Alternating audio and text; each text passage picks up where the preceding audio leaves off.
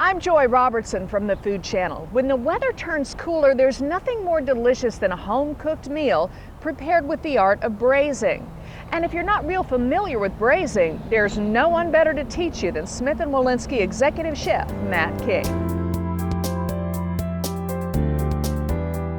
Braising is a classical cooking method.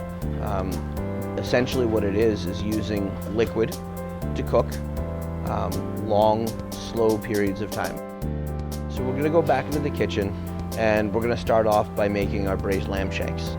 And what we're going to do is we're going to season the lamb shanks really heavily with salt and pepper. It's going to almost seem like we're over seasoning them, but it's going to be fine, trust me.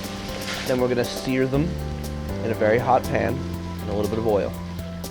We're going to take those and put them to the side in the dish that we're going to braise them in. To the same pan, we're going to add our vegetables. We're going to caramelize our vegetables really, really well. When our vegetables start to turn nice and brown, we're going to add our wine and our stock to it to deglaze the pan, get all the flavor from the little bits of meat that end up on the bottom and bits of vegetables into our sauce. We're going to bring the sauce up to a simmer, then we're going to pour it over our lamb shanks. We're going to wrap it really tightly. At home you can use a Dutch oven if you have one. In the quantities that we do it here, I'm going to wrap it with both plastic wrap and aluminum foil to keep all of the moisture sealed in.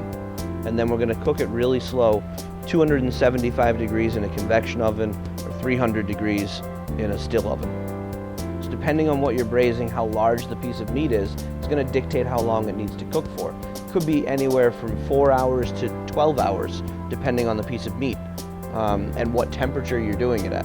The biggest trick with braising and the biggest mistake people make is taking it out too early. You have to let it go long enough. When you think it's gone long enough, let it go another hour. Then you'll be good.